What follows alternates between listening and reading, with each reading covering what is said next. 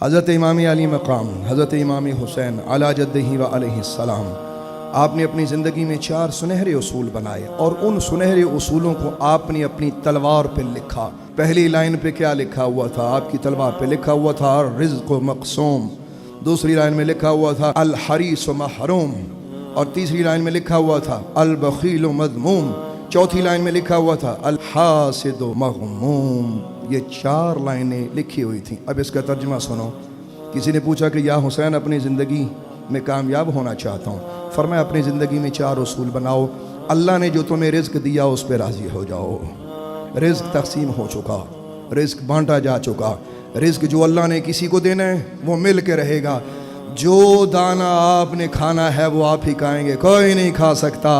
اور جو آپ نے نہیں کھانا، واللہ خدا کی قسم میں نے بڑے بڑے امیر لوگوں کو دیکھا ہے کہ مال دولت کے انبار لگے ہوئے ہیں، ڈاکٹر نے منع کر رکھا ہے جی شوگر ہے، ڈاکٹر نے منع کر رکھا ہے کہ ہارٹ پیشنٹ ہے، ڈاکٹر نے منع کر رکھا ہے جی بلڈ پریشر کا مریض ہے، ڈاکٹر نے منع کر رکھا ہے جی یہ ہو جائے گا وہ ہو جائے گا۔ اتنا کچھ ہونے کے باوجود اللہ کی نعمتیں کھانے سے محروم ہے، تو آپ وہی استعمال کریں گے جو اللہ نے ازل سے آپ کے نصیب میں لکھ دیا ہے۔ اس کے لیے پیسے کا معاملہ نہیں ہے۔ اللہ پہ یقین رکھو کہ جو رزق اللہ نے آپ کو دیا وہ آپ ہی کو دیا، اس نے کسی کو نہیں دینا۔ اور جب تک آپ وہ دانہ نہیں کھا لیتے، کوئی بندہ میں آپ اس دنیا سے نہیں جائیں گے۔ دوسرا الحریص محروم، فرمایا جو لالچ کرتا ہے اللہ اس سے چھین لیتا ہے۔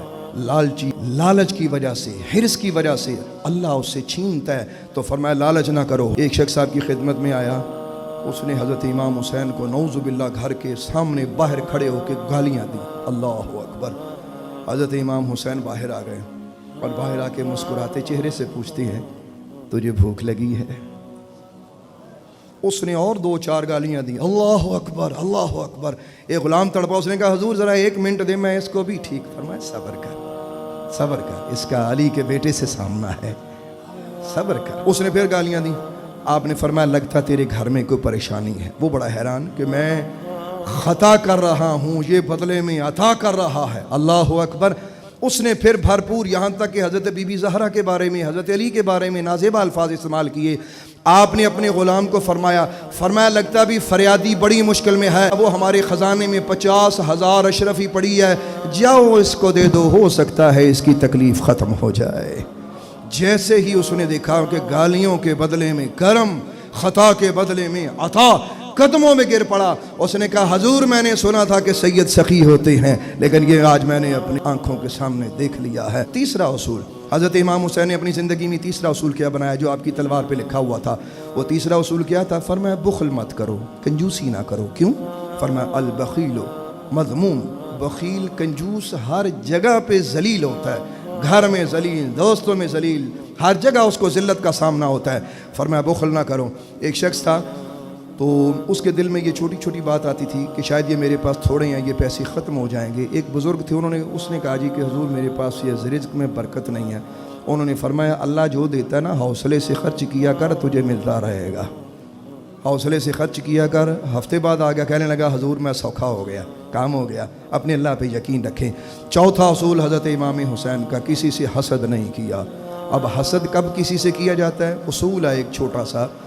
حسد تب کیا جاتا ہے کہ جب اپنے سے بڑھ کے کسی کو نعمت میں دیکھا جائے۔ جنت جس کی اپنی، باپ جس کا اولیاء کا سردار، نانا جس کا نبیوں کا سردار، اور ماں جس کی خاتون جنت ہو، اور بھائی جس کا سید الشہداء ہو، حوض کوثر پہ پوری امت کو ڈیوٹی ہوگی پانی پلانے کی، بھلا یہ کسی سے کیوں حسد کریں؟ حسد تو کوئی علی کے بچوں سے کرے جس نے کرنا ہے۔ تو یہ 4 اصول رکھے گئے امام حسین نے۔ اپنی زندگی میں یہ 4 اصول اپناؤ اور انشاءاللہ تعالی بیڑا پار ہوگا۔